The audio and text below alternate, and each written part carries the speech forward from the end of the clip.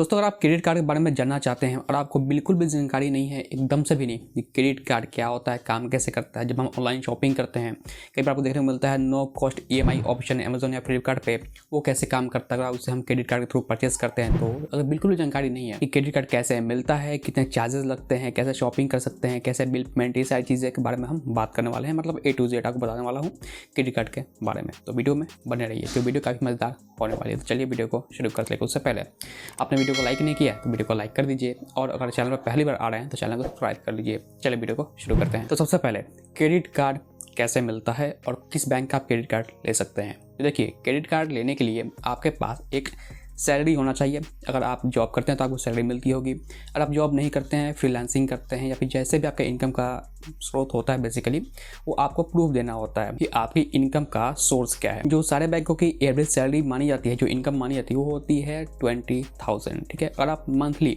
20,000 रुपये अर्न कर लेते हैं तो बेसिकली आपको क्रेडिट कार्ड मिल सकता है। ठीक है, तो अब बात करते हैं किन किन बैंक से आप क्रेडिट कार्ड ले सकते हैं। अब काफ़ी लोगों में सवाल ये होता है कि मान लीजिए आपका अकाउंट है SBI बैंक में, तो क्या हम दूसरे बैंक में चाहते हैं क्रेडिट कार्ड लेना, दूसरे बैंक का क्रेडिट कार्ड लेना चाहते हैं, तो क्या उसमें जाकर हमें अकाउंट ओपन करना पड़ेगा? तो ऐसा नहीं है। आपका अकाउंट किसी बैंक में हो, आप उसका भी क्रेडिट कार्ड ले सकते हैं, या फिर आप चाहते हैं दूसरे बैंक का क्रेडिट कार्ड लेना है तो उसका भी क्रेडिट कार्ड ले सकते हैं। सिर्फ आपको क्रेडिट कार्ड मिल जाएगा, वहाँ पे अकाउंट ओपन करने की जरूरत नहीं है।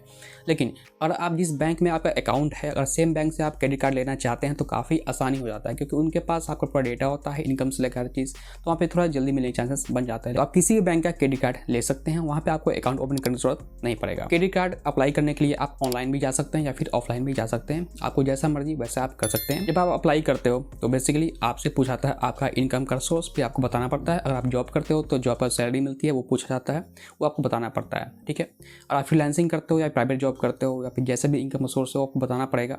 कई केसेस में ये होता है कि आप जॉब नहीं करते हो, अगर खुद से पैसे अर्न करते हो किसी और माध्यम से, तो बेसिकली आपको ITR फील्ड का जो फॉर्म होता है, उसका रिसिप्ट जो भी होता है वो आपको सबमिट करना होता है। ठीक, वो लोग मांगते हैं। ठीक है, तो इस तरीके से अप्लाई हो जाता है। अब हम बात करते हैं कि अगर आपका क्रेडिट कार्ड मिल गया, अप्रूव हो गया, ठीक है, अप्रूव होने के बाद आपको क्रेडिट कार्ड मिल जाता है।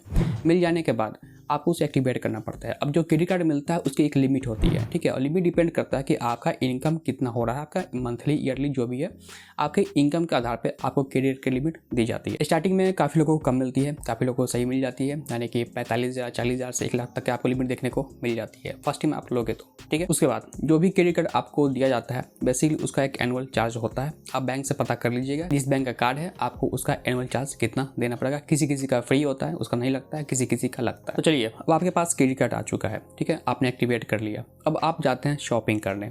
ठीक है, तो देखिए, जब भी आप ऑनलाइन शॉपिंग करते हैं तो वहाँ पे आपको ऑप्शन होता है पेमेंट के लिए, आप क्रेडिट कार्ड से पेमेंट कर सकते हैं, या तो आप डायरेक्ट पेमेंट कर दो। ठीक है, मान लीजिए आपने आपका लिमिट है क्रेडिट कार्ड का 40,000 रुपये। ठीक है, आपने 20,000 का फ़ोन ले लिया। तो अब बात आता है क्रेडिट कार्ड का बिल कैसे पेमेंट करते हैं। तो देखिए, जो भी क्रेडिट कार्ड होता है आपका बैंक से आपको बात करना पड़ेगा कि मंथली एक बनता है स्टेटमेंट।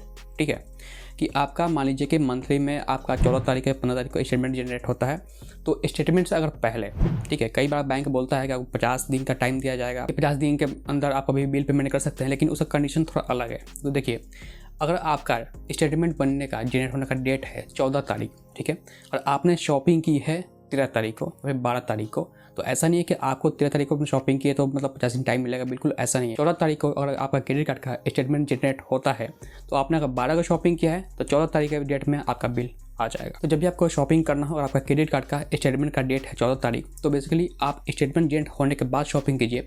ऐसे में आपको जो है कि 1 महीना टाइम मिल जाता है पेमेंट करने के लिए। ठीक है, ये एक ट्रिक है जिसे आप यूज़ कर सकते हैं। उसके बाद जब आपका स्टेटमेंट जनरेट हो जाता है उसके बाद आपको एक ड्यू डेट दिया जाता है। ठीक है, 10 दिन 15 दिन का डेट दिया जाता है, उसके अंदर आपको पेमेंट करना होता है। ठीक है, उसके अंदर पेमेंट कर दीजिए, आपका कोई इशू नहीं आएगा। ठीक है, आपने पेमेंट कर दिया। लेकिन अब यहाँ पे एक चीज़ सुनिए, 20,000 का आपने फ़ोन मान लीजिए मंगाया था, तो ऐसा नहीं है कि आपका पैसा 20,000 ही लगेगा, उसमें थोड़ा GST भी लगता है, चार्जेस भी लगते हैं। लेकिन अगर आपने 20,000 का शॉपिंग किया है तो आपको 20,000 से थोड़ा ज़्यादा पे करना पड़ेगा। ठीक है, वो क्रेडिट कार्ड के चार्ज होते हैं, जो GST लगती है, हर जगह GST लगता है, तो काफ़ी कम होता है, आपको उसका फ़र्क पता नहीं चलेगा। ठीक है, लेकिन अगर बड़ा अमाउंट का करोगे तो मतलब 150 लग जाएंगे, तो आप देख लेना। ठीक है, तो ये हुआ नॉर्मल शॉपिंग। ठीक है, आपने जस्ट क्रेडिट कार्ड से बाई कर लिया, फुल पेमेंट कर दिया। दोस्तों कई बार क्या होता है कि काफ़ी लोग होते हैं जो क्रेडिट कार्ड थ्रू अपना कॉलेज फ़ी या फिर कोई भी ट्यूशन फ़ी या भी ऐसे चीज़ों को पे करते हैं, जो कि काफ़ी बड़ा अमाउंट सकता है वहाँ पे जो है कि आपका EMI का ऑप्शन नहीं होता, तो बेसिकली उस अमाउंट को भी आप क्रेडिट कार्ड का जो मंथली स्टेटमेंट बनता है वो बनने से पहले उसको भी आप EMI में कन्वर्ट करवा सकते हो।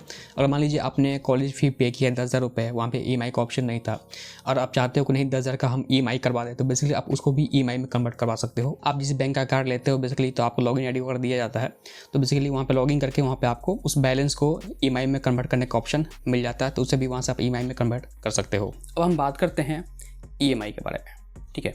तो देखो, मान लीजिए कि आपका क्रेडिट कार्ड का लिमिट है 40,000 और आपको फ़ोन बाई करना है 20,000 का। मान लीजिए कि 12 मंथ का टेन्योर है, ठीक है। 12 मंथ के लिए EMI के लिए आप फ़ोन परचेस करते हो। तो जब आप अमेज़ॉन पर जाते हो, कहीं पे भी जाते हो शॉपिंग करना ऑनलाइन, वहाँ पे EMI का ऑप्शन चूज़ करते हो, वहाँ पे आपको पता चल जाता है कि आपके बैंक का क्रेडिट कार्ड वहाँ पे ऐड है कि नहीं। वहाँ पे आप क्रेडिट कार्ड का अगर ऐड है तो बेसिकली वहाँ से आप शॉपिंग कर सकते हो, अपना चूज़ कर सकते हो EMI, ठीक है। EMI चूज़ कर लोगे, फिर उसके बाद आप बाई कर लोगे, आपके पास आपका फ़ोन आ जाएगा। अब बात आता है इसका पेमेंट करने का, EMI वाले का, ठीक है। तो देखिए, जब भी आप EMI पे कोई चीज़ लेते हो तो एक चीज़ याद रखना, EMI प्रोसेसिंग फ़ी एक चार्ज होता है जो बैंक चार्ज करता है। किसी का 100 रुपये होता है, किसी का 200 रुपये होता है, वो आपको नहीं बताया जाएगा। कोई कोई बैंक बताता है, कोई कोई नहीं बताता, लेकिन EMI प्रोसेसिंग फ़ी आपको लगता है। जब आप EMI चूज़ करोगे तो आपको पता चल ही जाएगा कि हर मंथ आपको कितने पे करने हैं, तो उतना तो चार्ज आएगा ही। First time EMI processing fee आता है, उसके बाद जो आपका मंथली इंस्टॉलमेंट है उस पर भी GST लगता है, वो भी नॉमिनल होता है, आपको पता नहीं चलेगा, ठीक है। तो जितना का EMI लगता है उससे थोड़ा ज़्यादा आपको पेमेंट करना पड़ेगा, ठीक है। ये हुआ EMI का फंडा। उसके बाद एक और तरीके की शॉपिंग होती है जिसको बोलते हैं नो कॉस्ट EMI, ठीक है। आपको बताया जाता है कि इसमें कोई भी चार्जेस देखने को नहीं मिलेंगे, नो कॉस्ट EMI है। अगर 12,000 का फ़ोन है, 3,000 पर मंथ पे आप लेते हो तो 4 महीने में आपका कंप्लीट हो जाएगा, ठीक है। आपको एक्स्ट्रा पैसे नहीं देने पड़ेंगे, तो ठीक, ये भी सही है। लेकिन यहाँ भी आपको EMI प्रोसेसिंग फ़ी देना पड़ेगा और GST आपका लगेगा आपके EMI के बैलेंस के आधार पर कि आपका EMI कितना बन रहा है, ठीक है। तो अब बात करते हैं, अगर आप टाइम पे पेमेंट नहीं करते हो तो क्या होगा। अगर आप टाइम पे पेमेंट नहीं करते हैं, आपका ड्यू डेट से आप मिस कर जाते हो तो आपको फ़ाइन लगेगा। जितना दिन तक, जितने महीने आप डिले करोगे, अगर सेम अमाउंट पे करने के लिए या फिर आप बार बार डिले कर रहे हो, पैसे फुल पेमेंट नहीं कर रहे हो, तो बेसिकली आपको काफ़ी ज़्यादा फाइन लग जाएगा। जब भी आप ऑनलाइन पेमेंट करो क्रेडिट कार्ड का, आप 2 तरीके बैलेंस शो होता है। एक होता है टोटल आउटस्टैंडिंग, लेकिन टोटल पेमेंट कितना करना है। एक होता है मिनिमम बैलेंस पे, ठीक है। मिनिमम कभी मत करना, ठीक है। वो इसलिए दिखाया जाता है अगर आप मिनिमम पे कर दोगे तो फिर आपका भाई उसका फ़ाइन लगेगा, ठीक, क्योंकि आपने टोटल जो आपका बैलेंस बन रहा है, जितना आपको पेमेंट करना है वो आप नहीं कर रहे हो, ठीक है।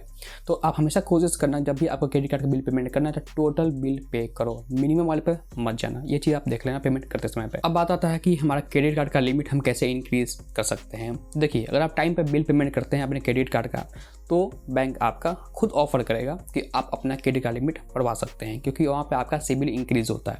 जब भी आप, क्योंकि देखिए क्रेडिट कार्ड जो है ना वो भी एक लोन की तरह ही है, आपको बैंक लोन दे रहा है। क्योंकि अगर आप शॉपिंग करते हो, पेमेंट तो बाद में कर रहे हो, तो बैंक जो है अपने तरफ से पैसा उस कंपनी को दे रहा है जहाँ से आप शॉपिंग कर रहे हो, ठीक है।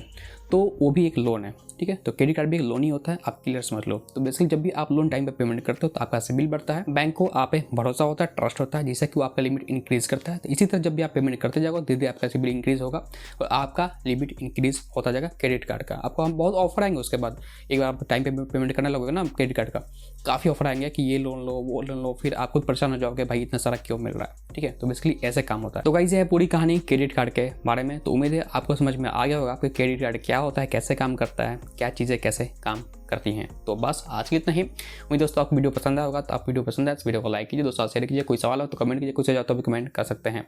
चैनल पर पहली बार आ रहा है तो चैनल को सब्सक्राइब कीजिए, साथ बेल आइकन को प्रेस कीजिए। मैं हमेशा आपकी इंटरेस्टिंग वीडियो लेके आते रहता हूँ। मैं आपसे मिलता हूँ अगले वीडियो में, तब तक take care and good bye.